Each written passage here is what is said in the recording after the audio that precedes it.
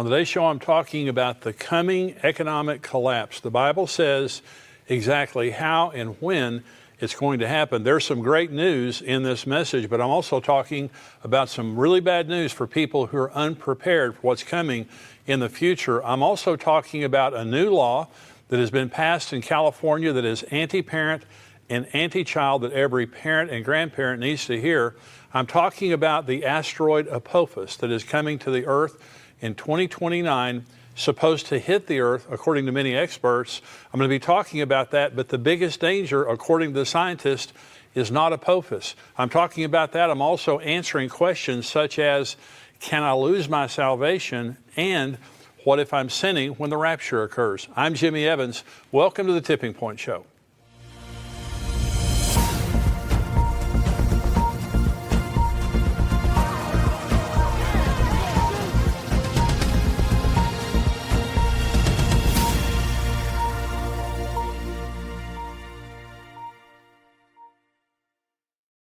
Welcome to the Tipping Point Show. I'm so glad that you've joined me today.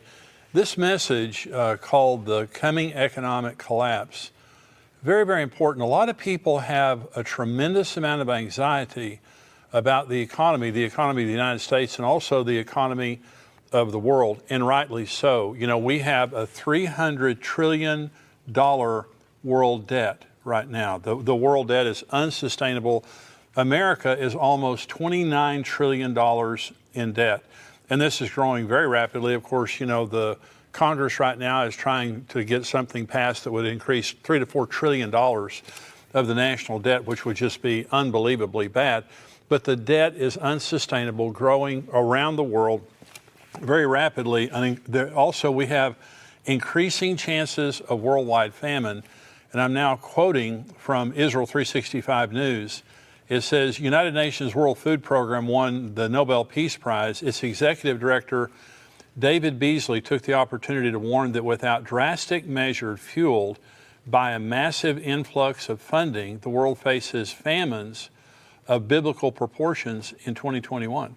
Now, this is the leader of the United Nations Food Organization, and he's saying without drastic measures and a huge influx of spending, we're looking at famines of biblical proportions this year in 2021.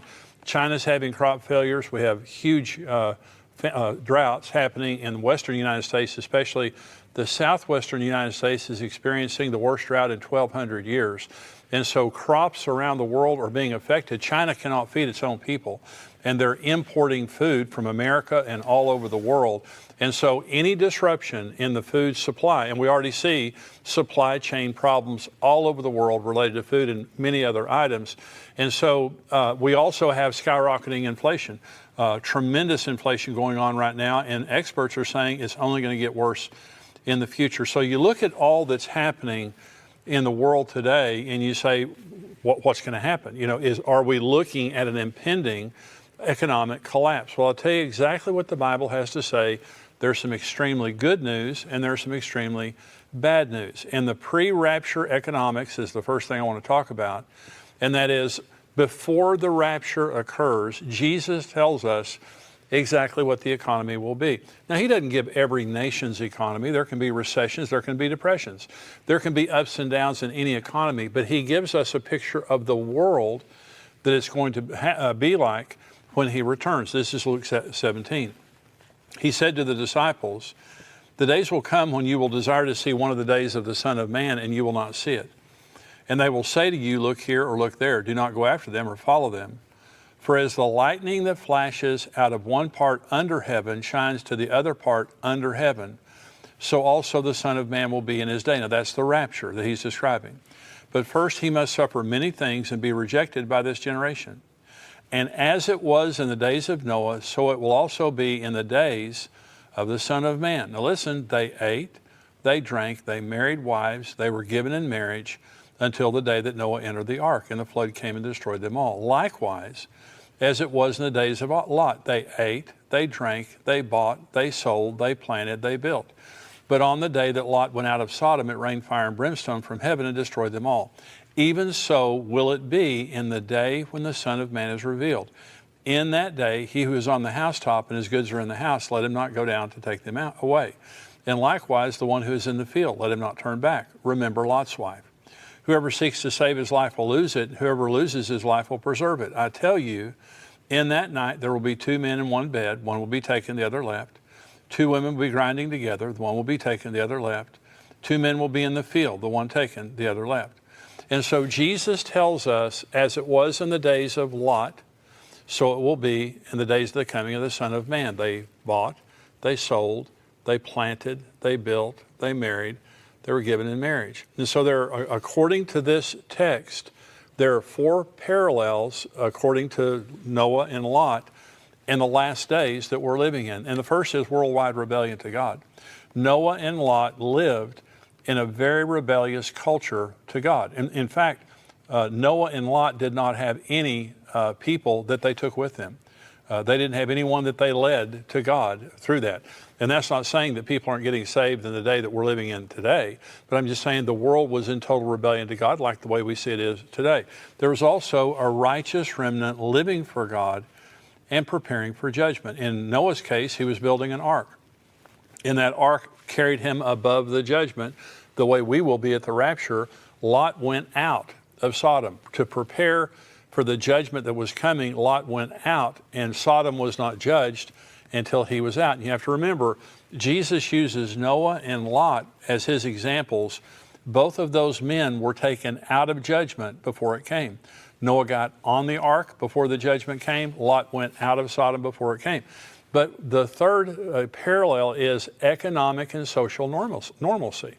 Jesus could have very easily said, people will be starving to death, there won't be any economy, people will be bankrupt. In other words, what he's describing, buying, selling, marrying, giving in marriage, planting, building, all of those things mean, there's going to be social and economic normalcy. It doesn't mean that there's not going to be some shaking and things like that. The fourth parallel is the faithfulness of God to rescue the faithful and the righteous from judgment. God is going to be faithful. He is coming for us. He's not going to leave us here. So I want to say what we're seeing in the world today is the setup for the Antichrist system, is the setup for the economy during the tribulation. First of all, we're seeing a one world government. I think there was over 100 nations, about like 137 nations last week that all agreed together about the corporate tax. And so what we're seeing is now, this amalgamation of nations adopting the same laws and practices. We're seeing the emergence of a one world economy. We're seeing the emergence of a cashless system. COVID has caused cash to be rejected around the world because of the germs that it carries. And the United States government, the Federal Reserve, is talking about now having a digital currency. China is coming out with a digital currency. Most of the currency of the world today, the vast majority of the currency of the world today, is non-cash currency. It's electronic currency.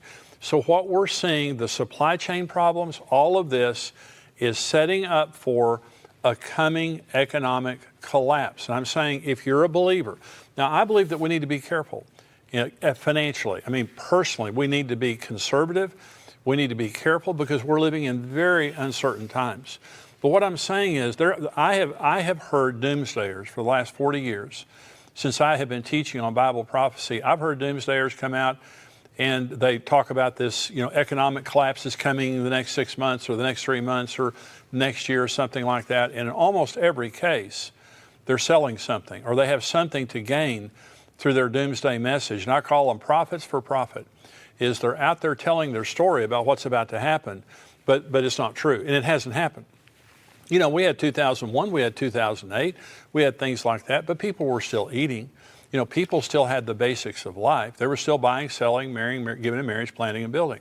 Okay, but there's coming a time now, the Bible tells us that there is coming a time on the earth when there is going to be a total economic meltdown. It's called the tribulation.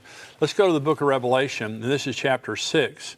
Now remember, in the book of Revelation, there are many judgments, but basically you have the seal judgments that begin the tribulation. You have the trumpet judgments right behind that, and then you have the worst judgments of all, which are the bowl judgments that occur just before the second coming. The rapture happens at the beginning of the tribulation. The second coming happens at the end of the tribulation. So the beginning of the tribulation is Revelation chapter 6. and the seals begin to break. This is when the economic collapse comes. This is Revelation 6, verse 1. Now, when I saw when the Lamb opened one of the seals, and I heard one of the four living creatures saying with a loud voice, with a voice like thunder, "Come and see." And I looked, and behold, a white horse. He who sat on it had a bow, and a crown was given to him, and he went out conquering and to conquer. This is the Antichrist. This is a false Christ. He's on a white horse. He looks like a savior, but he comes to take peace from the earth, and he does. Seal 1 is the Antichrist arrives on the scene and takes control of the world and the economies of the world. Now, the first half of the tribulation, the first 3.5 years of the tribulation, are the rise of the Antichrist. And by the middle of the tribulation, this is Revelation 13, he takes control of the economies of the world. This is Revelation 13, begin verse 16. He causes all, both small and great, rich or poor, free and slave, to receive a mark on their right hand or on their foreheads, and that no one may buy or sell except one who has the mark or the name of the beast or the number of his name. And so the first thing that happens to the economy is the Antichrist begins to gain control over the economy. This is the second seal. This is verse 3. When he opened the second seal, I heard the second living creature saying, "Come and see." Another horse, fiery red, went out, and it was granted to the one who sat on it to take peace from the earth, and that people should kill one another, and there was given to him a great sword. And so the second seal is a spirit of violence and murder, such as the world has never seen, disrupting societies around the world. Now, you think when you see right now what is happening with all the school shootings, church shootings, mass violence, all the murders that are happening, across America and around the world, you think this is a violent world? This is nothing compared to the tribulation. The societies around the world will be disrupted by the violence. God is going to remove peace from the earth, and all hell breaks loose. The third seal, and the economy continues to collapse with every seal. This is verse 5. When he opened the third seal, I heard the third living creature say, "Come and see." So I looked, and behold, a black horse, and he who sat on it had a pair of scales in his hand. And I heard a voice in the midst of the four living creatures saying, "A quart of wheat for a denarius, and 3 quarts of barley for a denarius, and do not harm the oil and the wine." A denarius was a day's wage. And so a quart of wheat or 3 quarts of barley, this was enough to keep you alive for the day. And so what is being said here is scarcity and famine is coming to the earth. That's what the black horse is announcing. And it's saying it's going to take you a day's wage to stay alive if you have that much money. And there's going to be, it says, don't harm the oil and the wine. Now, there's different ways you can interpret that, but here's the way I interpret it. There will be luxuries available, but not the necessities. People are going to be dying in mass during the tribulation, and they're going to be leaving luxury items around their house and things like that. So if you want to drink wine, great, that's fine. Do you want to have some oil there to put on your skin, or maybe to include in your food, or to light a lamp or something like that? That's, by the way, this is talking about olive oil. This isn't talking about petroleum. When it says don't harm the oil or the wine, it's just talking about luxury items that will be available, but the necessities won't. Here's the fourth seal. When he opened the fourth seal, I heard the voice of the fourth living creature saying, "Come and see." So I looked, and behold, a pale horse, and the name of him who sat on it was Death. And Hades followed with him, and power was given to them over 1/4 of the earth, to kill with sword, with hunger, with death, and by the beasts of the earth. This is mass death. This 25% of the world's population will die in the first 3.5 years, the first 42 months of the tribulation. Now think of what that does to an economy. So let me stop right here. There's one more seal we're going to talk about. If you're working to make money, remember Jesus said, remember Lot's wife? Lot was living for the world, and when God tried to get her out of it, she didn't want to go. And Jesus said, remember Lot's wife, when he was talking about Lot. That if you think that your home is in this world, you're living wrong. You're thinking wrong. If you're trying to amass wealth in this world, every nickel you make is being laid up for the Antichrist. He will control the economies of the world. And so if all you're doing is living for money, money's a blessing if it's blessed. And money is a blessing if it is secondary to serving Jesus and making Jesus the Lord of our life. Money's a blessing.